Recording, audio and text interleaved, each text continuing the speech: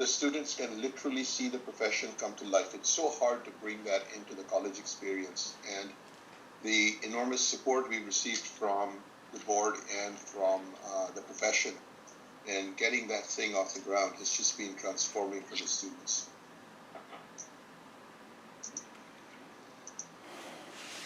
It's a real pleasure to be part of that whole experience, you know. And we'll have conversations after this, long after the board meeting is over. So it sticks. I can vouch for the fact that it sticks.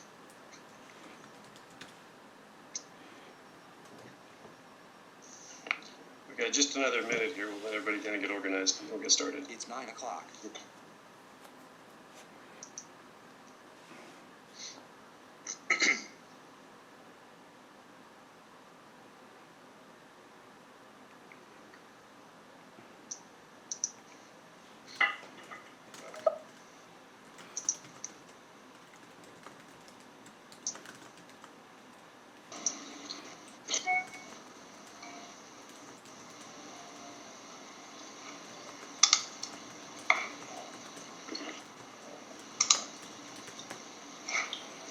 All right, gang, we're at the top of the hour. Is everybody ready to get started? Rajiv, what do you think? Are we ready? You've done roll call. I'm ready to go. Take it away, boss. All right, guys, welcome to the first meeting of the Board of Accountancy for 2021. We always start this with a disclaimer. Ken Smith just sent a message. Everyone should be aware he is video recording the message meeting, so in the text call. So Ken's recording the meeting. Just wanted everyone to be aware of that. Terrific. Thank you. Thanks for letting us know. Ken, welcome. We always start our meetings with a little disclaimer, because Mark has such great pipes, we should have recorded this previously and just put the play button. But essentially, the purpose of the board meeting is for the board to accomplish its business. After the board completes its discussions of the agenda item, if appropriate, I, as the chair, will ask anyone in the audience if they wish to comment. As a reminder, individuals attending the meeting may participate only after recognition by the chair. If you plan to address the board on other matters during the public input section of the agenda, please sign in and let us know. So, and because it's virtual, just let us know and we'll get that into the minutes. Okay? Terrific. So we have a list of who's on the line. I'd like for the board members, if you will, please, to just go through and just introduce yourselves and give a feel for whether you're a public member or a CPA member. And Mark, you want to lead off on that, please? Sure. This is Mark Hugh. I am a public member of the board. I'm a sole practitioner based in Bellevue. Terrific. Thank you. Rajiv?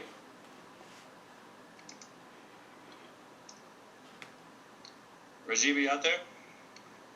We know you're out there. He's muted. Oh, great. Brian, did you make it? Brian Thomas, CPA member. Great, thank you. Jacqueline? Good morning, Jackie Mayucci, CPA member.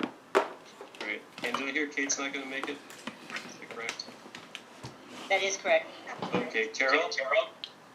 Good morning. I'm Carol Morgan. I'm a CPA member. Terrific. Tom? Hi, this is Tom Swatsky. I'm a CPA member in Walla Walla. Great. And Brooke? Good morning, Brooke Stegmeyer, CPA member. Did I miss anybody? Any other members out there? Rajiv Dugar, public member. There he is, unmuted. It's the unplugged version. So good. Thanks everybody for joining. This is important to get kicked off. We've got a lot of things to cover this morning. And we've got, as the agenda goes, you guys all have it in front of you. At the end of the meeting, we will adjourn for a social event as well. So that's important. Oh, real quickly, the staff members online.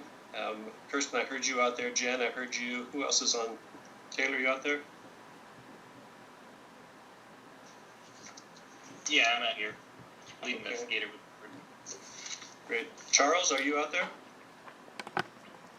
Yes, I'm right here. Everybody's reaching for their mute button. How about that? Okay. Well, the first thing we want to do is we want to go through and make sure we approve the minutes from our last meeting.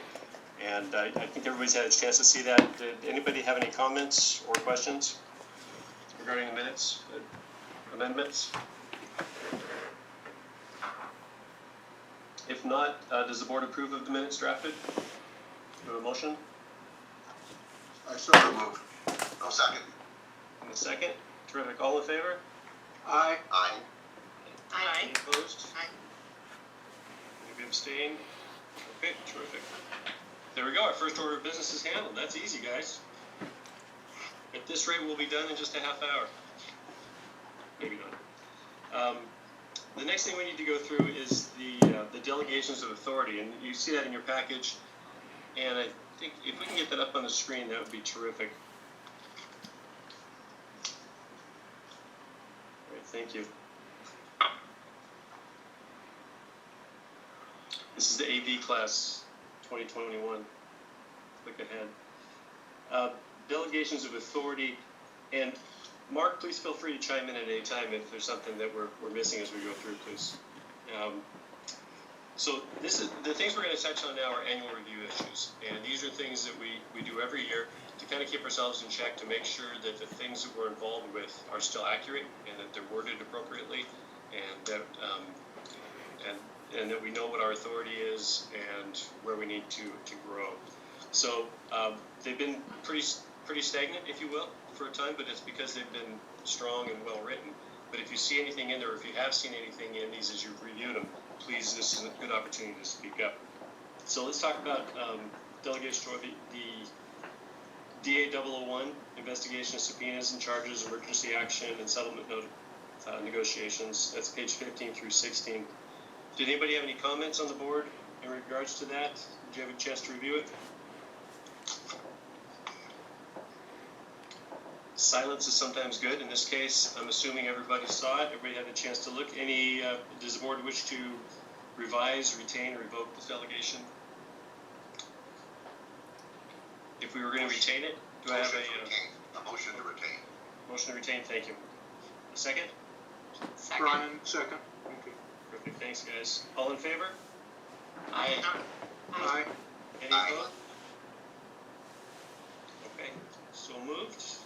Christian, you got that? Let's go to DA002.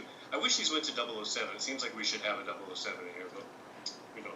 DA002, and this has to do with the request for oversight appeals and denials.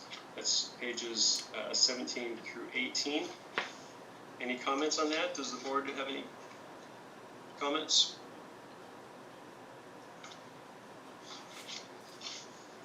Does the board wish to retain this as it is? If so, is there a motion? I so move. Second. Okay. Second. Terrific. All in favor? Aye. Aye. Aye. Any opposed? Abstain? All right. So moved. And Rajiv, these might be things you may have gone over already with your students. That might be a good exercise as we go through these afterwards to share it with them if they haven't seen the notes already. There's just some good information in here in regards to what the board actually does. I don't believe I shared the entire package. That was an oversight on my part. I will share it after this. And if I'm a student, I want extra credit for that. I'm just saying. Oh, yeah. Let's move on to DA003. This is quality assurance oversight. Same practice. I'm assuming everybody had a chance to review it. It looks consistent with what we've had in the past. Any issue, any concerns, any need for revision? Is that a yes? Okay, if everything looks good on there, does the board wish to retain this as it's written? So is there a motion? Move to retain. Second. Terrific. All in favor? Aye. Aye. Aye. Virtual business. Okay. We'll get that one done. And how about DA004 for filing, which is on page 21?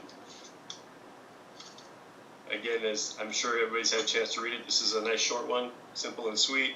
Are there any questions? Any need for revision? And a vote, if anybody wishes to retain this. Is there a motion for that? Motion to retain. So moved. Thank you. Okay. All in favor? Aye. Aye. Any opposed? Terrific, so moved. Thank you. Joel, back up. I'll act as the second, just for the record. Oh, thank you. Appreciate it. Delegated second. I like it. Okay. Moving on to bullet point number 3, and this has to do with Joel? safe harbor. Yes. Joel, real quick, it's Kirsten. So can you authorize me to use your electronic signature on these since we aren't meeting in person? And then the same thing for the board meeting minutes. I want the authorization to use everybody's electronic signatures for those. Oh, good catch. Thank you very much. Yes, I authorize that for myself. Do we need everybody, Kristen, to go through and... Okay, if everybody would just really quick say that yes, I authorize it, because we don't use your signatures for that path. This is Tom Sawatsky. Yes, I authorize. This is Carol Morgan. Yes, I authorize. Rajiv Dugar, I authorize. Brian Thomas, authorized. Mark, you, I authorize.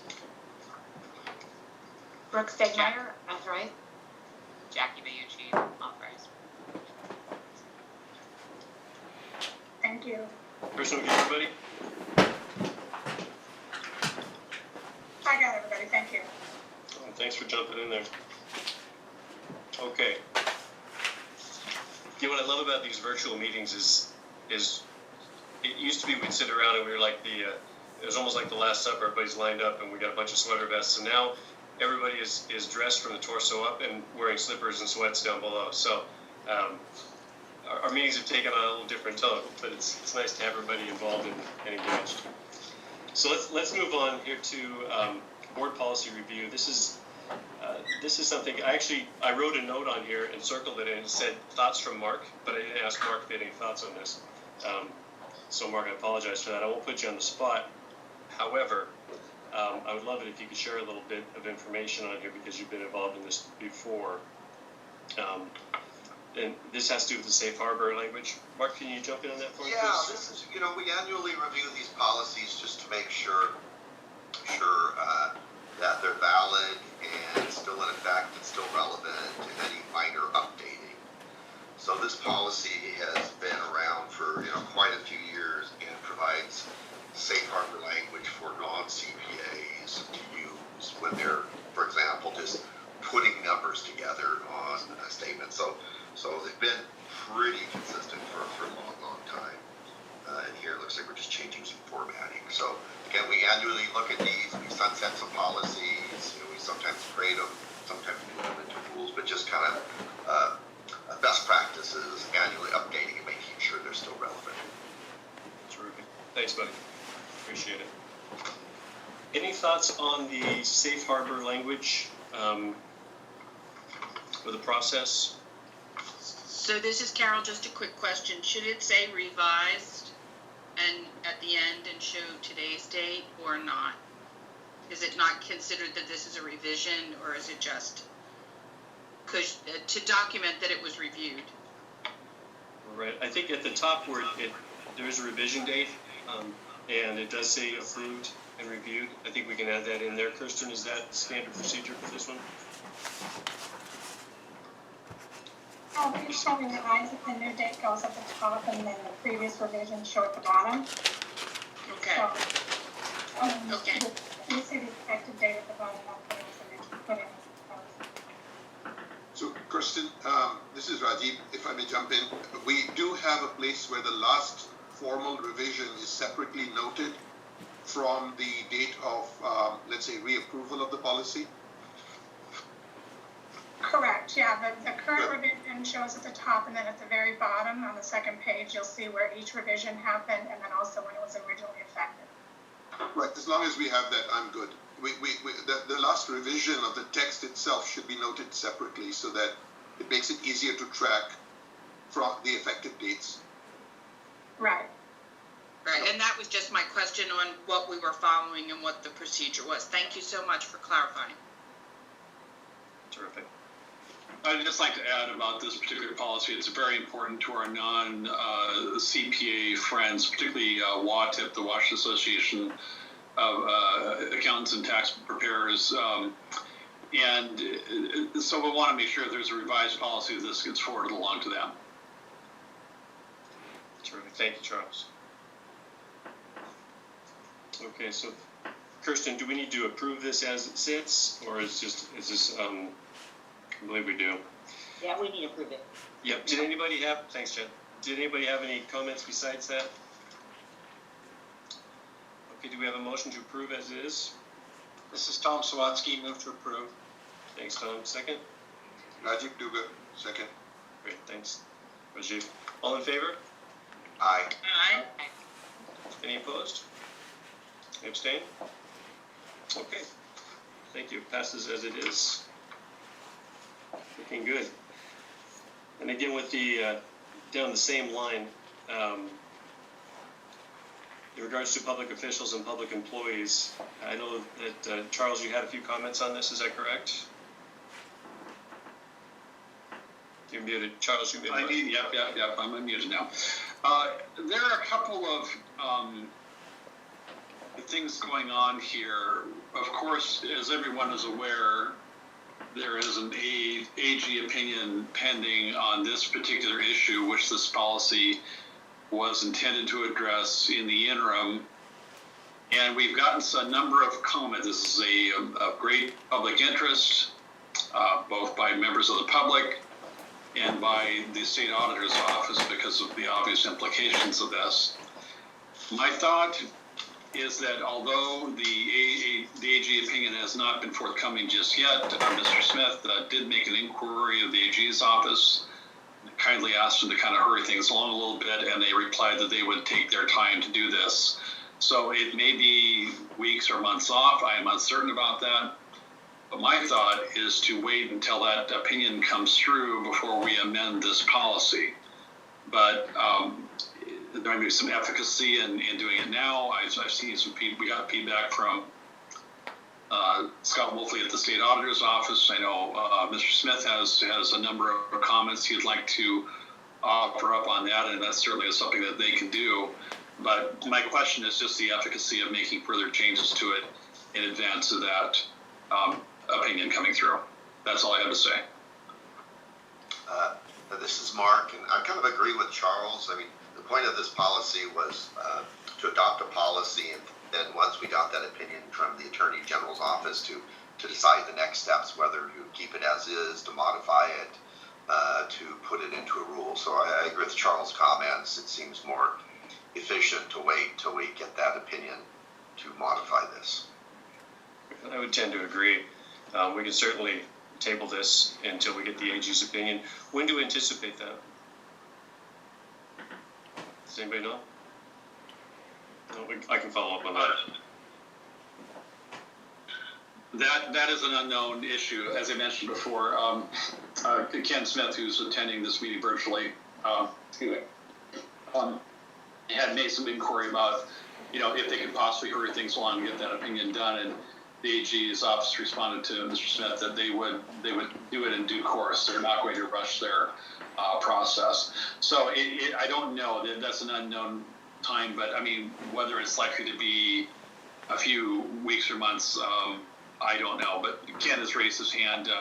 We can maybe post the provide for the public comment on this issue currently, because I know Scott Wolfley is in attendance this meeting, but he has provided comments, which I think you've seen. There's been some AG comment provided on the proposed changes, and I think Ken Smith, who is here, would like to make some comments. So I'll leave that up to the board chair to make the decision on when to entertain that comment. Okay. If those comments would fit into the comments at the end of the meeting, the public comments, I think that would be appropriate. As it sits right now,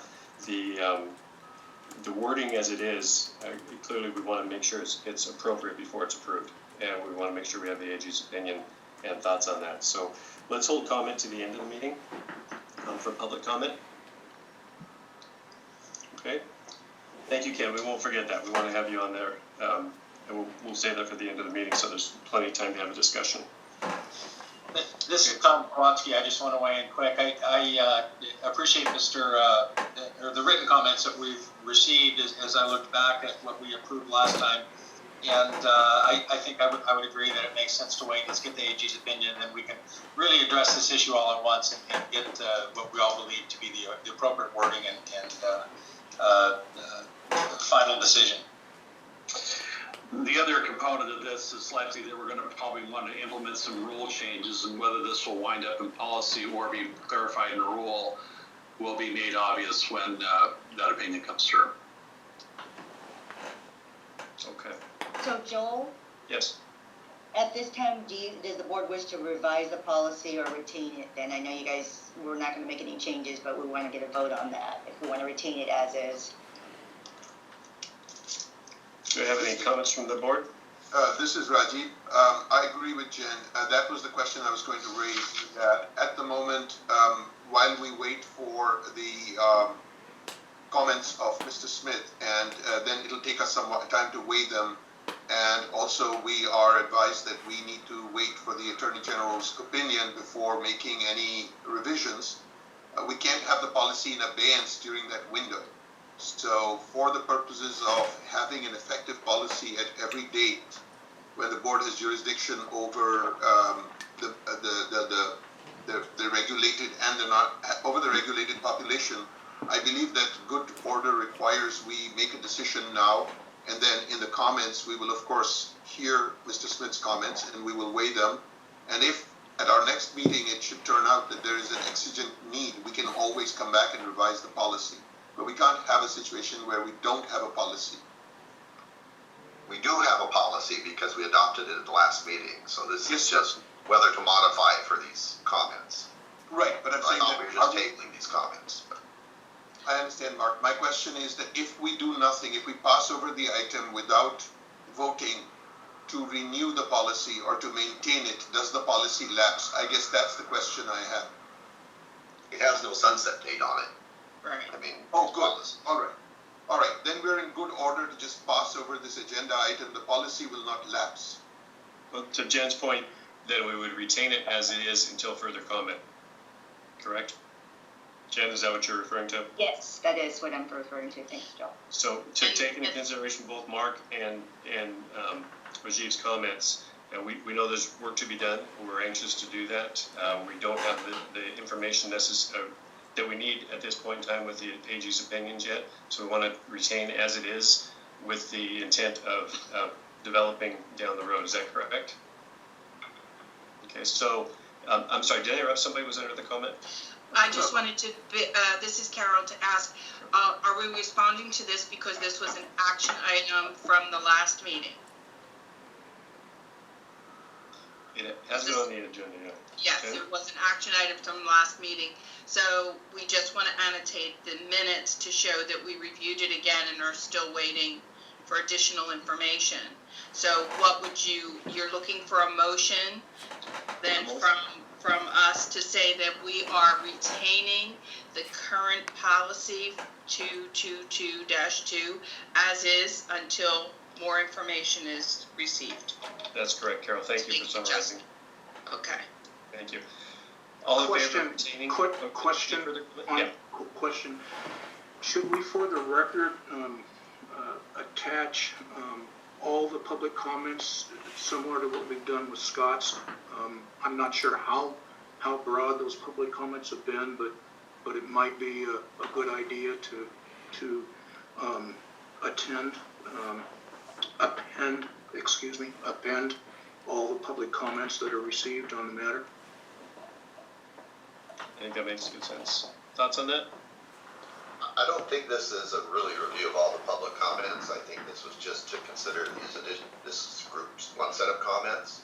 So I don't really think we need to do that. We're just looking at these one comments, and obviously we'd like to want to take a look at that when we have that opinion back and take a look at the comments. But here we're just kind of looking at these specific comments to determine if we needed to amend the agenda item. So I don't think this is a full discussion of the whole policy where we need to attach all those public comments. Okay. Thank you, Mark. This is Rajiv. I concur with Mark. It would be unnecessarily burdensome if every time we had a conversation about an existing policy, we were to attach all the comments, because none of those comments are binding till the board has considered the matter and come up with a policy. Once we have that policy, only then we'll be able to determine what is germane. The public comments are part of the public record. I don't know that they need to be incorporated into the conversation about this meeting. It would just be double citation, in my view. So we should probably keep it efficient and just focus on deciding that as a board collectively, we have a motion to retain it till such time as the board sees fit. I think that was the proposal, and I would say that we should just honor the language of that proposal, vote yea or nay, and keep the proceedings simplified. Do I have a motion to retain with the understanding that we'll look at it in the future with proper information?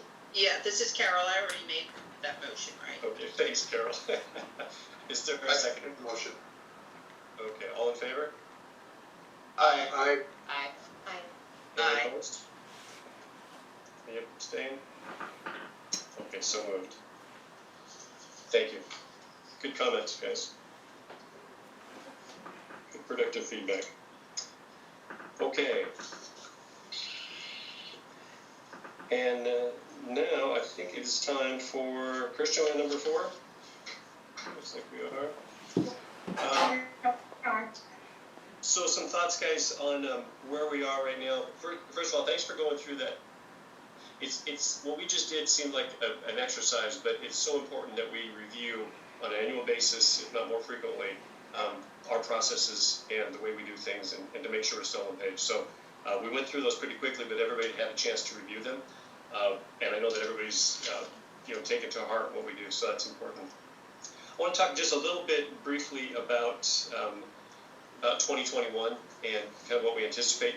We're coming out of a year. I'm not going to use the cliches, unusual, crazy, but let's face it, we had everything from political unrest and a pandemic to murder hornets last year. And as far as we're concerned, Mark kept us going through the whole thing, kept us steady, and kept us focused and proactive. So, Mark, thank you so much for doing so. You absolutely set the pace. Worse than the murder hornets is we had the announcement from our executive director that he's thinking about retiring. Now, I'm still in denial on this, so I'm just going to table that for a minute. But going forward into 2021, we didn't have a magical thing happen on January 1st. We still got a lot of challenges. And I think from our standpoint, one of the things that we're going to need to do is always remind ourselves that our charter is to protect the public and to protect those who rely on us for guidance and direction, and to be kind of that central location for their licensing and things of this nature. So we need to stay proactive on those things, at the same time recognizing that our business is changing. People are working more remotely. We have to be proactive in how we're going to handle that. We know lots of folks are realizing they don't need to necessarily work for big firms, so they're going to spin off. That brings on its own set of challenges. And of course, there's a whole new world of taxation coming our way, which is not unusual, but it's things that we're going to have to be aware of. So thank goodness the staff is way ahead of everything on these items, and our job on the board is also to support the staff and to be there for them when they need us, and to stay focused on our task force. So, my call going into this year is to build on what Mark established, as far as being proactive, as far as making sure we're all engaged, and to encourage continuous feedback and communication between our board meetings. We meet formally once a quarter, and that's nice. It's good to see everybody's face virtually. But we also have task forces, and the task forces have the opportunity to get together and to work on things throughout the year, and to come up with ideas, not just to resolve what's been laid in front of them, but also to think proactively about what else could come from that. So I would challenge everybody on a task force to do that. Think of, okay, now we fixed this, and then what? The big and then what question. So that's what I anticipate for this year. It's going to be hopefully fun to see everybody in person again sometime later this year. We'll see. But for now, we'll go by it this way, and we'll get better and better, it seems. I don't have a virtual background. Those of you who do, I'm jealous. Mark always had this cool virtual background, and I haven't figured that out yet, so bear with me on it. But that being said, that's kind of where we're at. I would like to now, by the way, every time Charles speaks, I want everybody to really listen, because we're going to miss those pipes. So, Charles, I'm going to hand off to you to talk about NASBA update, if you're ready for that. Most definitely. There are a couple things that are happening with NASBA. There are 3 issues I kind of wanted to bring up. Of course, we haven't had any in-person meetings, but there's been a number of things that they are trying to promote, and they have made a number of different presentations virtually to everyone, and I certainly have provided those regarding remote proctoring. But the first one I want to talk about is there are some changes to national accreditation rules. And one of the changes is that there are no longer going to be regional and national accreditors. All accrediting institutions are going to be institutional accreditors. So they're going to remove this classification scheme. And because of that and some other changes, which are detailed in a pretty thorough treatment of the subject by Dan Dustin, he's got some slides that I will provide to the appropriate person at the end of this discussion about how these things impact accreditation, which of course impacts, how we recognize, credits to qualify for the CPA exam. So I will provide that presentation, and there's some changes also included in the UAA about how our WAC 430.060, particularly Section 5, would change, and the language would of course need to be changed to reflect this new classification scheme. So I would like to ask if maybe we could appoint a task force, a person designated to sort of lead the effort on changing that WAC. And I was going to kind of volunteer Rashid because it's our resident academic and would probably have the most knowledge of how this stuff works, but that's a discussion the board can have. So there's that.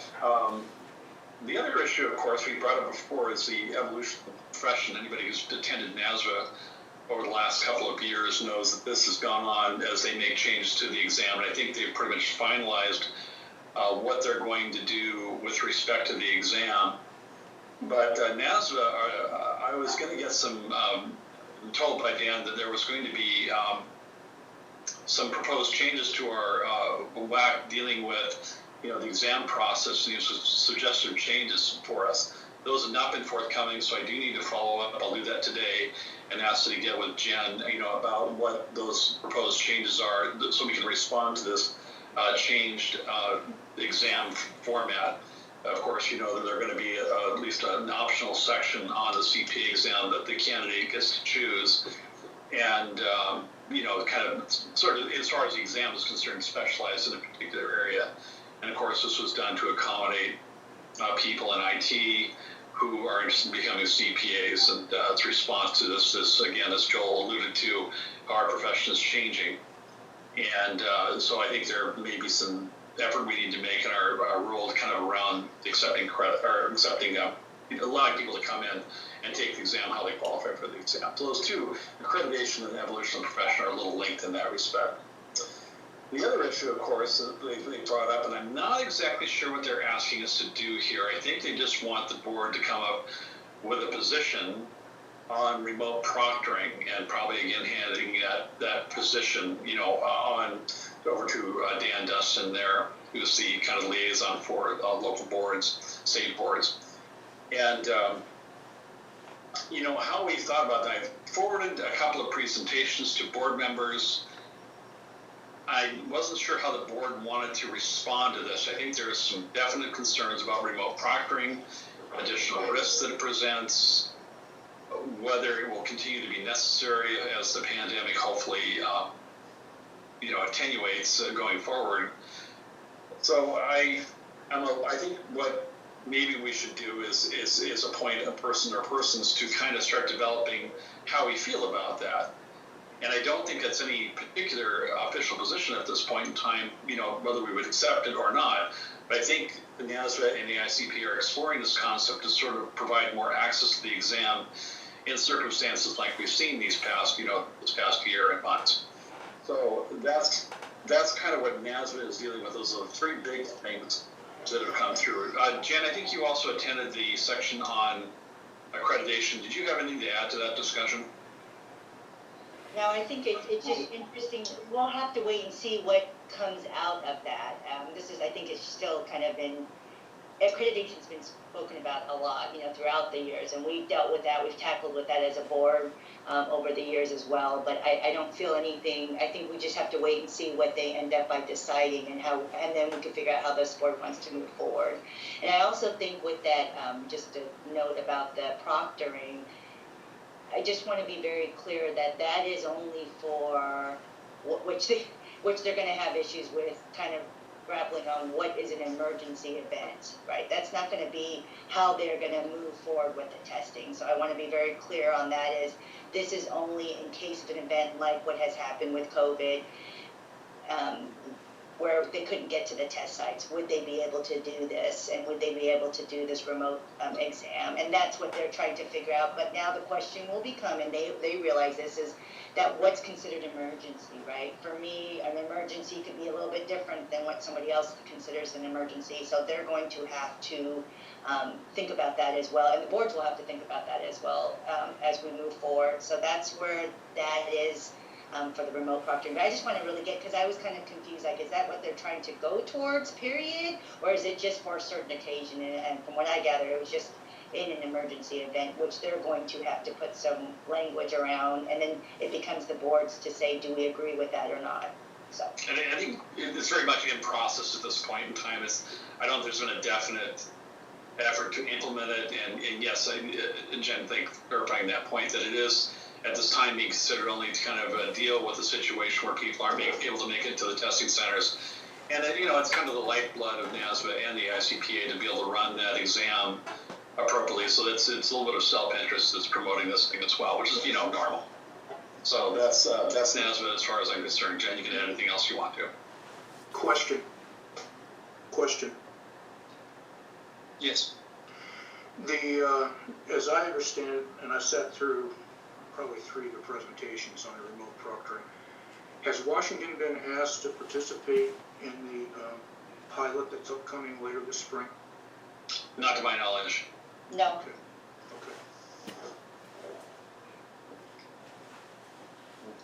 Charles, you brought up something about having some folks look at remote proctoring and maybe a little task force. Probably a good idea because there are some questions around it. Again, not necessarily a committee, but it might be a good idea for a couple of folks to dive a little deeper and to share that with the rest of the board, because it does take some time to figure that out. Any recommendations or anybody from the board who'd like to be involved with that? Maybe 2 people? Rajiv, I can read your lips, but you're muted. This is Rajiv. I would like to be, I'm sorry, I'm also pounding on my keyboard taking notes, and I didn't want to disturb the proceedings, but then it's difficult to switch back and forth, I guess. But anyway, yes, I would like to be involved. I know Brian has also, I attended one of the sessions. There's a bunch of questions that I think it would be good for us to understand clearly, and I'm just interested in the topic. So that's one thing. The other was related to Charles's and Jen's comments. If I understand right, currently the board has not taken a position on the administration of remote exams, right? Currently, we only recognize exams that are taken in person. Yes, because they haven't done remote proctoring yet. It's not been effective yet. Right. So we are being asked to approve the technology for use in an emergency, correct? I think mainly they're trying to get the information out to the boards to say, what's your temperature, but of course, when they send that out to our way, the board's way, and for us as we're looking at it as well, internally, but they still have a lot of unanswered questions as well. So I think they just want to say, hey, let's take the temperature of the different state boards. How would you feel about that? But I think the boards are kind of coming back, correct me if I'm wrong, Charles, but the boards are coming back saying, we have all these questions. How will this play out? So I think that's where we are right now. NASBA's not expecting us to have yes, we agree to it or not. I think they're still saying, let's get the boards warm for the idea. Would they be interested? Because they're looking at it. I guess there's other professions that do remote proctoring for exams, and it's been successful. So I think NASBA and AICPA are looking at those different professions to say, hey, would this work for us? There's a lot of challenges that go with that as well. And I spoke with Pat Hartman from NASBA extensively, technological issues, things that could occur. And so, people who may not have the internet, the proper, laptops or whatever to be able to take the exam. So it's just a conversation, Rajiv, at this point. They just want you guys to be open to it, listening to everything. It'd be great if we have feedback, questions, concerns to get those. It probably has been said by other state boards, but it's good to say, hey, Washington feels the same way. We have these questions and concerns, and I think that's where they're going at right now. But it's not been a definite they are to do it. It's just they're looking at it. They're seeing if it would be available for our exam candidates. So, and this is Carol. You know, I've been involved in a couple of the quarterly meetings and the regional meetings, and that was one thing that I raised about, can this become a barrier for candidates that would not have the technology readily available to be able to take the test, and then would they be offering it in several different modes? So that was my concern that you raised too. Could it be a barrier? Good point, Carol. Well, thank you. That addresses my question, because the last meeting I attended, it's more in line with what you just summarized, Jen. That this is just they're just preparing us, but there is no actual proposal for putting forward a remote proctoring regime that is known to be robust and stable and accessible and inclusive. There is no proposal as yet. All we're being asked to do is just take a look-see. And that's good. And this is a perfect time for us to ask all these questions, you know, I mean, from our board standpoint, and I'm sure that there's other people asking the same similar questions, right? And we're all have some concerns and just wanting to make sure that they're vetted and they're out there. And that would be, you know, I agree with Charles, to have a little task force to be able to just kind of look at this as this information comes down. We could have some dedicated people going to these meetings and just making sure we're all apprised to it, instead of all of us having to go to them and saying, coming back to the, you know, board meetings and giving us a little update. I think that's a great idea. Because you never know how fast NASBA's training will move depending on what they're trying to do. And so we just want to be equipped with the knowledge and understanding, I think, so we can make a good decision, right?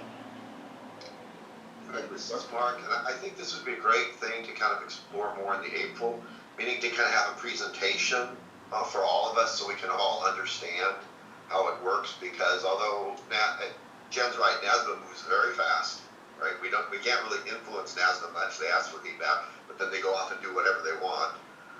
And once the cat's out of the bag on this, it's going to be out of the bag. I mean, it's going to be out of the bag. So I don't view this as kind of, yeah, immediately maybe it's an emergency, but I kind of view this as really working on a long-term systemic change. So I think it'd be great for those people, for this task force in April, to help us all get up to speed on the details going on behind this. I agree with you, Mark, and thanks for bringing that up. Rajiv, you had volunteered, and you mentioned Brian. I know, Carol, you've been involved as well.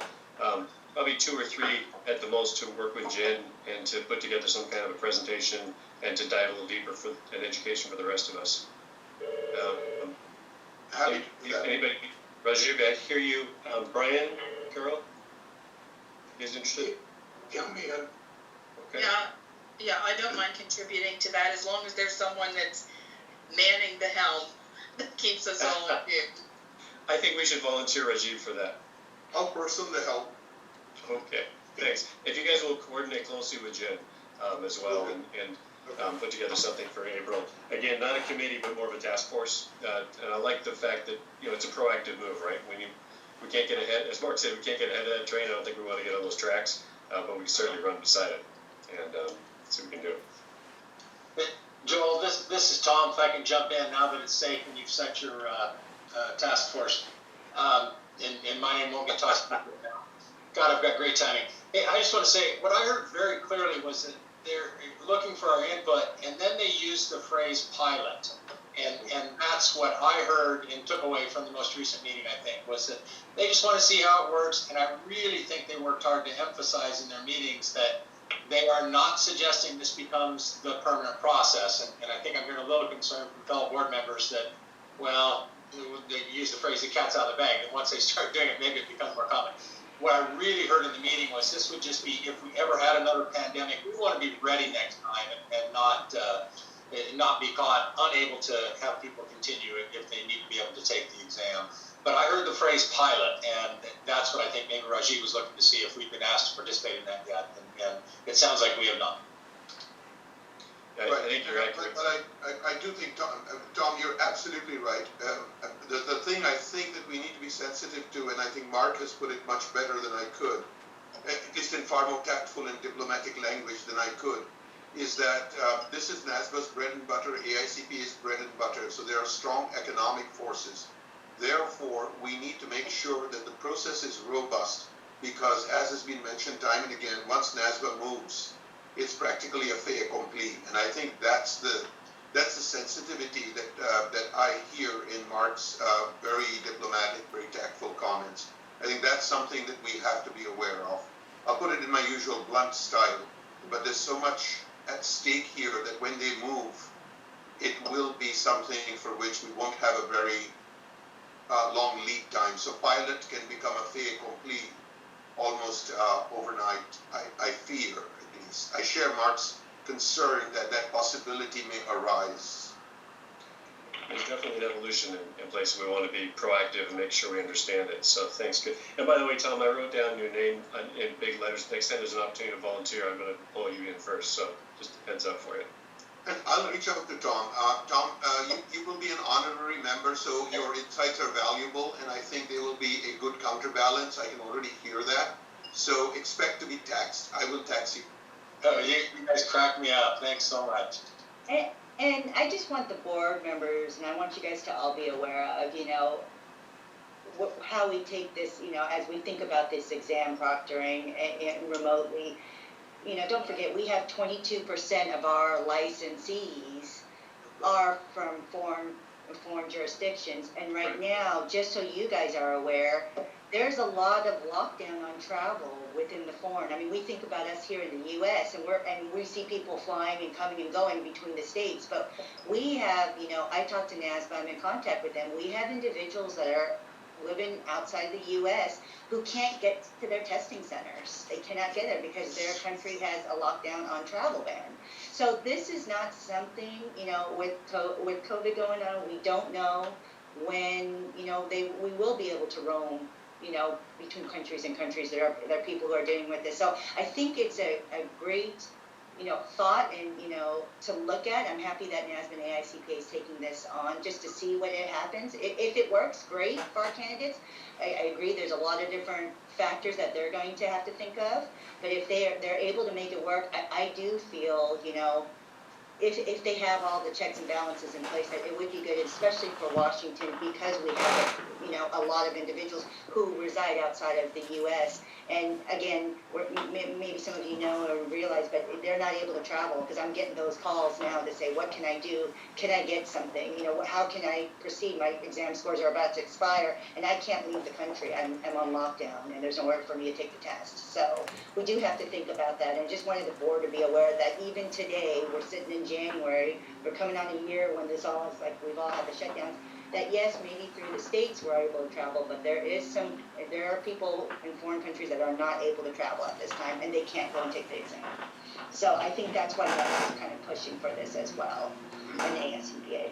So I just wanted to bring that up because it really impacts our board, right? Some other state boards, they don't have as many foreign testers and individuals overseas taking the exam, but we do. Even if they don't get licensed here, we do have a lot that come through our doors. So. Terrific. Thank you, Jen. That's a very good point. Okay, so we have a little task force together, and Rajiv, I'll leave that up to you to circle that up and reach out with any of us for some insight and thoughts. Okay. Charles, I lost your picture. Are you still out there? Because under your... well, it should be here. I see myself. I don't, Okay, as long as you hear me okay? And you look terrific, by the way. Oh, thank you. Like a million. So we've still got some more things under your report. Are you ready to keep going with that? I see some more things. With NASBA? No, what's going on? Executive Director's budget. Yes, we got legal counsel first. We got legal counsel and committee task reports according to the agenda I'm looking at. I apologize. I jumped ahead. Well, let's just see if you're still on your toes.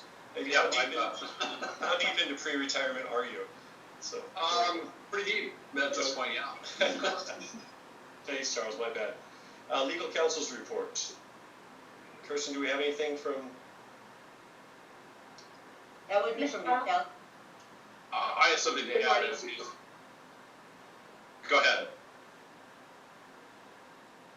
I was just going to say, this is Michelle, and I have nothing to report. Okay, thanks, Michelle.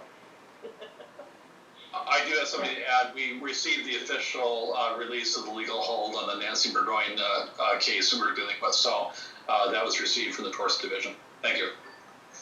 Great, thanks, Charles. Okay, now moving along. Charles, I won't jump on you again for until it's time. We'll pick on you for the rest of the meeting just for fun. Yeah, it's your last chance. There you go. That's all pent up, right? Executive Chair, we've already kind of discussed the things that are going on there. There's really nothing else to elaborate on that. Let's jump on to peer review and oversight. Jacqueline? Yep, you got it. Yep, no formal report is included in the materials because quite frankly it was a very quiet quarter. As I did share with you at the October meeting, excuse me, NASBA has requested an annual proc report for our state. And that seems to be a standard request they ask of everyone. We missed 2019, but we are in the process of drafting that report for 2020.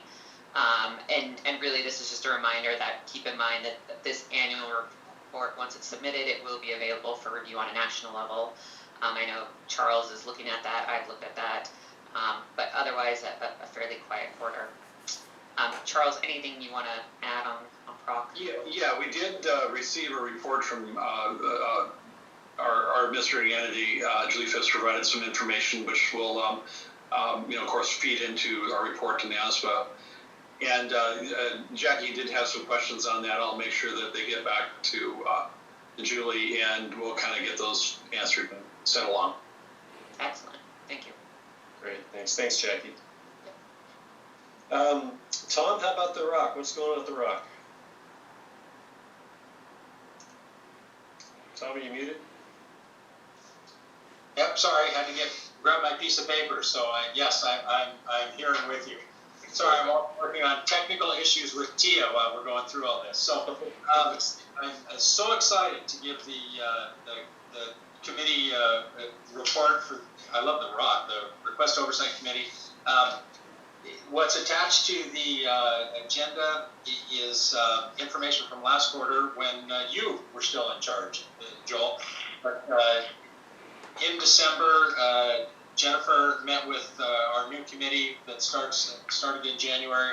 We went over the rules and it decided between us to have a procedure where we would rotate responsibility, where there's supposed to be one person who works with Jennifer and reviews the information. So we're rotating that each month so we all get a little experience and opportunity to be involved.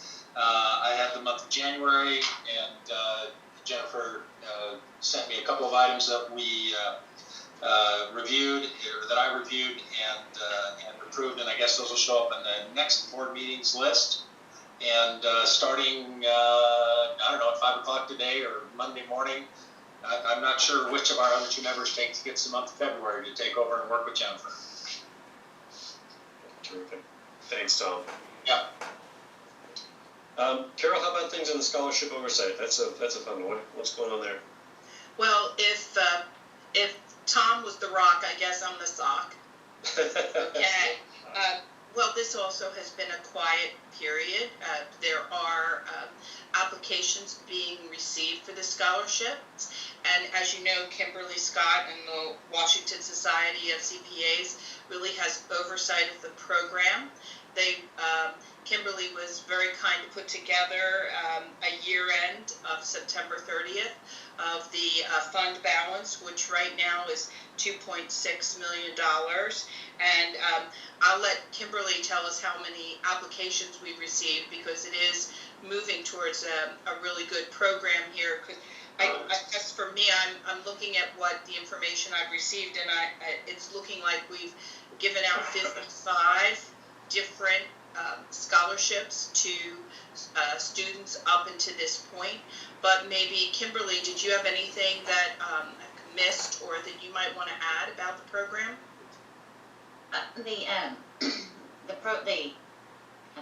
The application is open right now. The scholarship application that would be awarded as early as the summer. We have some students in summer programs, but typically in the fall.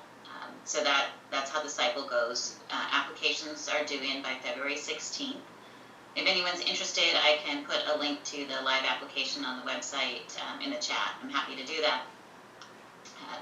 But year to date right now, we have 253 applications that have been started. That last year at the same time, we had 189. So that is increasing. We have 33 colleges that are actually represented in that pool of applicants, which is also up from last year.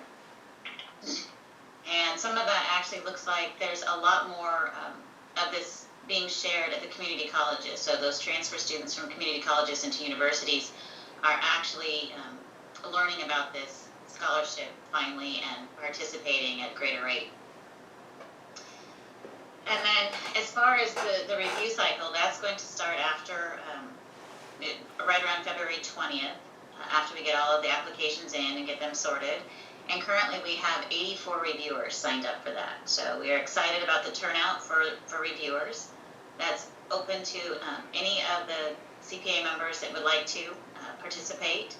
We try to keep that commitment down to a minimum as far as how many hours it takes in the review cycle, but it is a 3-part process. And the reviewers each get about 20 different applications to review. It is random, and we make sure that each application has at least 6 sets of eyes on it with a matrix and the scoring. We do have some training for all reviewers to go to as well. So it's our goal to eliminate as many biases as we can in this review process, and we've been excited with the applicants every year, and definitely with our pool of recipients. So hopefully, after COVID, we'll be able to have our reception again, where you get the opportunity to meet those scholarship winners in person, because that is probably the best feeling ever, is to meet those students. Well, thank you, Kimberly. I really appreciate that, because it gives a good overview, especially to put it into the public record. And Rajiv, having your students come to be able to understand that these scholarships are even available is wonderful to publicize. So I thank you, and that's the end of our report. Terrific. Thank you so much. What a great committee. What a great process. And Kimberly, if you would please post that in the notes so we all have access to it. I know that most of us have been pushing it out to anybody we know who might be interested. That's just fantastic.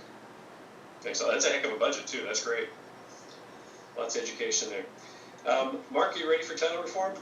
Yeah, the Title Reform Task Force, we had a very productive year in 2020. We wrote legislation, we wrote the rules, and we're going to have a very unproductive year because we can't introduce the legislation for a year. So I think, and after conferring with the task force members, we're dissolving. We're going to dissolve temporarily. But I really want to thank Rajiv, Kate, Tom, who works on this task force. I want to thank Charles and Jen. Really, I mean, we were really productive. We got a lot done. We just now have to wait a year to introduce the legislation. But with minor updating, it's all ready to go. But there's nothing for us to do really for this year, so we're dissolving. Okay, thank you. Dissolving it kind of on hold, right? You've done a nice job building that foundation, so it's ready to rock. Yes, we're ready to go, ready to reactivate at some future point, but there's nothing that could happen this year. Terrific. Thanks, Mark. Thanks for leading the charge. That's a big project. But Succession Task Force, that's me, which is interesting that I'm on the Succession Task Force since I'm still in denial about Charles leaving. So, but the state has really been running with this. I know there's been some interviews conducted, and they're talking to some folks. There is not a rush because we have a good, strong momentum going right now, but we also don't want to have a gap, right? And we have a task force, but unfortunately we haven't been able to really work as a task force because the charge is really being led from the governor's office. However, we do have input, and that's been nice. So we will have more updates on that in the fairly near future. I know that they're talking to people now, as I mentioned, but again, trying to be careful and not to rush to fill some really big shoes. So in the meantime, Something tells me that Jen's gonna keep us in line in the meeting.